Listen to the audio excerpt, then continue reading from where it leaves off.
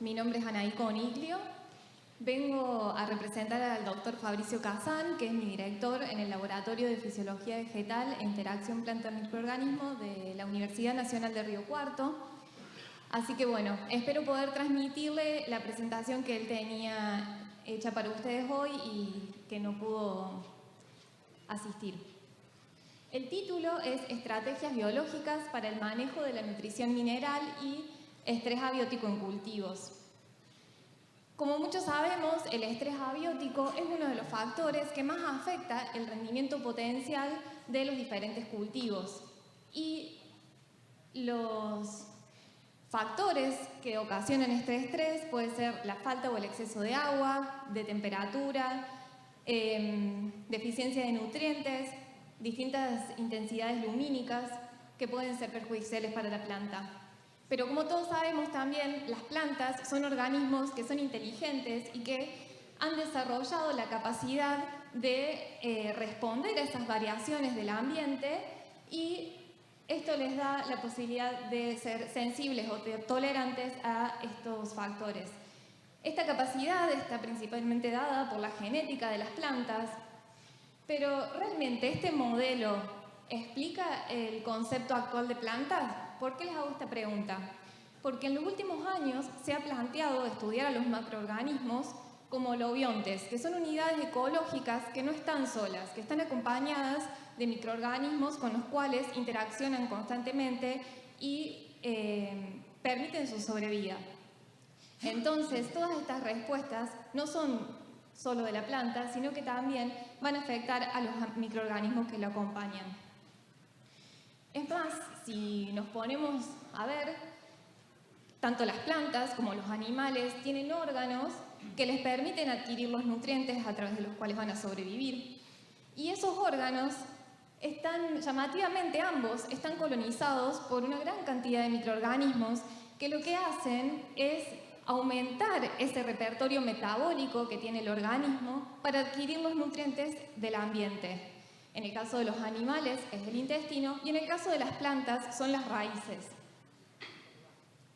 Las plantas, a través de las raíces, liberan al suelo distintos compuestos como azúcares, aminoácidos, ácidos orgánicos, que pueden ser utilizadas por la biología del suelo, como hablaban hoy, por los microorganismos que allí habitan, como fuente de carbono y energía. Es decir, que a través de sus exudados, las plantas le ofrecen un buffet, múltiples posibilidades a esos organismos de crecer y desarrollarse. De hecho, es tan importante esta capacidad que tienen las plantas de a través de sus exudados liberar estos compuestos que regulan los microorganismos que con ella interactúan, de manera tal que en diferentes situaciones pueden regular la inhibición, o sea, el aumento de microorganismos benéficos, la inhibición de patógenos, y también un caso muy conocido, muy estudiado, es el hecho de que en deficiencias nutricionales como el nitrógeno, las plantas son capaces de secretar flavonoides. Esos flavonoides son moléculas que llaman a rizobios y estos rizobios se instalan en la planta fijando el nitrógeno, permitiéndole a la planta la adquisición de este mineral. Y de hecho es tan importante y es muy compleja la red de interacciones que hay en la rizósfera, que como contaba Luis hoy, bueno, y todos estuvieron hablando un poco, que es esa región del suelo que está influenciada por las raíces y que hay mucha actividad biológica, que las plantas son capaces a través de sus exudados secretar compuestos que llaman microorganismos, y estos microorganismos producen compuestos que son capaces de modificar el desarrollo de la planta. Incluso se ha visto en Arabidopsis que a través de sus exudados radicales liberan triptófano. Ese triptófano es un precursor, un aminoácido que utilizan los microorganismos de la rizósfera para producir auxinas, que saben que es una fitohormona, a la cual la planta responde, y a través de esta interacción se puede hasta modular el tiempo de floración de la planta. Entonces, como les mencionaba, las señales en las rizósferas van en distintos sentidos, de la planta a los microorganismos, de los microorganismos a la planta, y también de la planta a la planta, porque es llamativo que esas auxinas que producen los microorganismos en la rizósfera son capaces de ser recepcionadas por otros microorganismos productores de auxinas y producir más auxinas para modificar el desarrollo de la planta. Y se sabe que los microorganismos que producen auxinas tienen un efecto también en la morfología de las raíces. De hecho, un caso muy estudiado es el de Azospirillum brasilense, que produce ácido indolacético, generando un efecto en la raíz donde se acorta la longitud de la raíz principal, aumentan las raíces laterales y aumentan la densidad de pelos radicales. Bueno, esto es un poco más de lo mismo, de la capacidad esta de los microorganismos de interaccionar. Entonces, ¿por qué es importante ese ¿por qué son importantes estos microorganismos en la rizósfera y por qué son importantes las interacciones con la planta, que tienen con la planta? Volviendo un poco a lo que hablaban hoy, antes, las estrategias que teníamos para conocer los microorganismos de la rizósfera eran mediante aislamientos. Con esos aislamientos se probaban las distintas capacidades de estos microorganismos, se seleccionaban aquellos con efectos positivos y dentro de estos se utilizaban para el desarrollo de tecnologías biofertilizantes que, bueno, sabemos que son inoculantes biológicos. Dentro de estos microorganismos, algunos de los géneros que se utilizan ampliamente son Azospirillum, Pseudomonas, Bacillus y hongos como Trichoderma. Y dentro de estos organismos, yo hoy me voy a basar mucho en lo que es el género Azospirillum, porque es uno de los compuestos activos más utilizados en América del Sur, se utilizan hace más de 25 años y tiene la ventaja de que hay más de 2.200 publicaciones científicas. Es decir, que desde el ámbito académico se ha avanzado tanto en entender cómo esta bacteria interacciona con la planta, que permite muchas veces mejorar el desarrollo de los inoculantes. Y además es un microorganismo que se ha probado, existen más de 100 productos comerciales y que está consolidada su utilización. A lo que iba con esto es que estos microorganismos que son de vida libre, a diferencia de los rizobios, son fijadores de nitrógeno, producen fitohormonas y tienen efectos en la planta de corto y de largo plazo. Los efectos a corto plazo se dan porque por lo general cuando se producen los inoculantes comerciales se aplican a la semilla con todos los metabolitos que la bacteria produce a lo largo de la fermentación y genera lo que se llama un seed priming o una estimulación de la germinación. Pero no solo son importantes por estos microorganismos, sino que también tienen un efecto a largo plazo. Es decir, que la capacidad de la bacteria de colonizar la planta y en contacto con la planta tener la capacidad de producir fitohormonas, fijar el nitrógeno de manera biológica, es realmente importante para el efecto que se va a lograr en el cultivo. Y como les decía, Azospirillum está muy estudiado, se sabe que es una bacteria fitoestimuladora capaz de producir muchas fitohormonas como auxinas, giberelinas, citoquininas, pero las más estudiadas son las auxinas y se ha observado, como les mencionaba anteriormente, este efecto de fitoestimulación a nivel de raíz. ¿Y por qué es importante? Porque a través de la raíz es la superficie por la cual la planta absorbe agua y nutrientes. Como pueden ver en este trabajo, que es de la década del 30, se demostró que una planta de centeno de 16 días, si cuantificamos la superficie de la raíz teniendo en cuenta las raíces primarias y las laterales, abarca una superficie de lo que son 200 metros cuadrados. Pero si además tenemos en cuenta la superficie de absorción dada por los pelos radiculares, se suman unos 300 metros cuadrados adicionales, dando un total de 500 metros cuadrados de absorción. Y lo que es interesante es que este microorganismo tiene un efecto en todo lo que es el sistema radicular de la planta, aumentando en general este órgano, pero además, como les mencionaba anteriormente, aumenta las raíces laterales, el número y el largo, aumenta los pelos radiculares y también es capaz de modificar los exudados.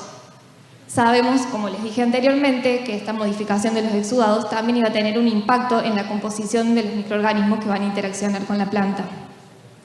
Y también, al ser un modelo tan estudiado, se sabe que la inoculación con Azospirillum mejora tanto el balance hídrico de la planta como la absorción de nutrientes, de nitratos, amonio, fosfatos, potasio y de micronutrientes también. Y para explicar esto existen dos hipótesis, pero la más aceptada es que este aumento en la absorción se da por la fitoestimulación dada por las fitohormonas sobre las raíces. Pero en el laboratorio estuvimos indagando un poco en esta interacción y a través de varios ensayos pudimos determinar que no solo son las fitohormonas las necesarias para que se dé esta fitoestimulación.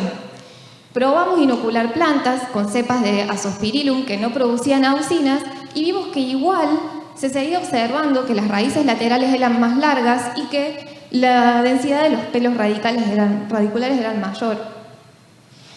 Y indagando un poco más profundo descubrimos que hay una proteína que se expresa en la superficie de la bacteria, que es la que le permite movilizarse, que es la flagelina, que es la encargada de estimular ese aumento en la densidad de pelos radicales, aumentando la absorción como consecuencia. Entonces, cuando hablábamos de la fitoestimulación por Azospirillum, podemos decir que no solamente son las fitohormonas las que están actuando, sino que también la presencia del microorganismo es necesaria para que se dé la promoción del crecimiento. Y esto se sabía desde hace muchos años. El trabajo que se muestra en la diapositiva es un trabajo de 1970 más o menos, pero no se entendía por qué el efecto de las fitohormonas solas era efímero, pero cuando poníamos las dos cosas juntas se veía una magnificación de este efecto. Y para simplificar el modelo podemos decir que si la planta no reconoce la bacteria, no hay una promoción del crecimiento, que si la planta es capaz de reconocer algunas moléculas, como las fitohormonas que ésta produce, hay promoción del crecimiento, pero que si la planta reconoce a la bacteria y a estos compuestos bioactivos, el efecto es mejor, es el óptimo. Y este modelo también es interesante porque se aplica a la coinoculación. Como saben, la coinoculación Azospirillum bradyrhizobium en soja tiene un efecto positivo sobre las plantas y se ha propuesto que el hecho de que Azospirillum, por el aumento por la estimulación del crecimiento de la raíz, facilita la capacidad de bradyrhizobium de invadirla y formar los nódulos para la fijación del nitrógeno, aumentando significativamente el número de nódulos y su peso. Acá hay una foto de una microfotografía electrónica donde se ve cómo cuando se inocula a la izquierda, la primera imagen es una planta control. A la derecha, arriba, es una planta inoculada solo con bradyrhizobium, pero en las imágenes de abajo está incluido Azospirillum y se puede ver el claro efecto que tiene sobre la estructura y la morfología de la planta. Pero además, al principio les comenté que no solo era importante la interacción microorganismo-planta y planta-microorganismo, sino también hay una señalización entre los microorganismos. Y cuando se probó hacer una incubación previa de bradyrhizobium con Azospirillum, se vio que la cepa de bradyrhizobium podía sobrevivir mejor en la semilla estando con Azospirillum, o sea, una vez tratada previamente con Azospirillum, y eso demostraba o llevaba a obtener un mayor número de nódulos, aumento de la biomasa y aumento del tamaño de la biomasa de los nódulos. Entonces, teniendo en cuenta todas estas cosas que se conocen sobre este modelo, que se entiende que tiene la capacidad de fitoestimulador en plantas y que además tiene otras aptitudes que mejoran el crecimiento y el desarrollo de las plantas, también es importante destacar, como les decía previamente, que Azospirillum está ampliamente utilizado en América del Sur. Entre Brasil, Argentina y Uruguay, hasta el 2022 se aplicaban 23,5 millones de dosis y como se puede ver, este gráfico muestra las dosis solo de inoculantes en base de Azospirillum utilizadas y que tuvo un aumento exponencial a lo largo del tiempo y como decía recién, se mantiene. Entonces, la práctica y la utilización de este microorganismo está consolidada. ¿Y cómo impacta este modelo en cultivos extensivos? Se ha probado que la inoculación con Azospirillum aumenta en promedio entre un 4 y un 14% el rendimiento y la producción de estos cultivos y que la frecuencia de éxito es mayor a un 80%, que es comparable con el éxito que se obtiene cuando se inocula soja con rizobios. Además, en algunos estudios hechos durante 10 años en Brasil, donde se evaluaron 30 ensayos en 13 sitios con condiciones agroecológicas diferentes y con diferentes dosis de fertilización, se observó que en las plantas que se inoculaban con Azospirillum había una mejor absorción del nitrógeno, permitiendo reducir hasta un 25% de los fertilizantes nitrogenados. Y bueno, como les mencioné, esto se observa en distintas condiciones ambientales y permitió ahorrar hasta $15 la hectárea y, no menos importante, también permite reducir la emisión de dióxido de carbono, o sea que tiene un impacto económico y un impacto ambiental. Y no solo la inoculación con Azospirillum permite la mejora de absorción del nitrógeno, sino que también del fósforo y el potasio en condiciones de déficit hídrico. Se observó que las plantas inoculadas con Azospirillum tenían un mejor rendimiento y acumulaban mayor cantidad de estos nutrientes y mejoraba también el desarrollo ante cultivo en secano. También la inoculación con Azospirillum se ha visto que mejora la acumulación de micronutrientes y esto se da tanto en estadios vegetativos como reproductivos de la planta. Y como estos, existen múltiples trabajos que demuestran que la aplicación de esta bacteria puede mejorar la absorción de agua y de nutrientes y por lo general, la práctica más aplicada es por la inoculación a nivel de semilla, pero también se ha demostrado que la inoculación foliar con Azospirillum tiene efectos positivos sobre el crecimiento y el desarrollo de la planta. Y bueno, teniendo en cuenta todo esto, y ya se ha hablado bastante en las charlas, del por qué nos interesa reducir la fertilización química. Como sabemos, en el universo la materia no se crea ni se destruye, solo se transforma, y cuando nosotros estamos aplicando fertilizantes, estos fertilizantes,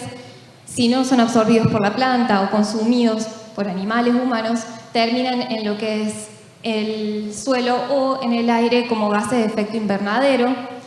Y lo interesante de todo esto es que hay empresas que están desarrollando metodologías con alternativas microbiológicas que no solo permiten promover el crecimiento de las plantas, sino que también con estos microorganismos reducir estos gases de efecto invernadero que son producidos por el exceso de la fertilización, ya que se agregan microorganismos que son capaces de completar estos ciclos geológicos. Bueno, acá hay un dato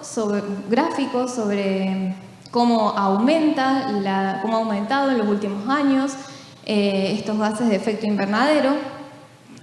Y también es importante comentarles que si bien yo les mostré que este era un modelo que era capaz de fitoestimular a las plantas, mejorando el desarrollo de las raíces, con eso la absorción de agua y de nutrientes, Azospirillum no es el único microorganismo que puede utilizarse y hay otras tecnologías biológicas, por ejemplo para el cultivo de maíz,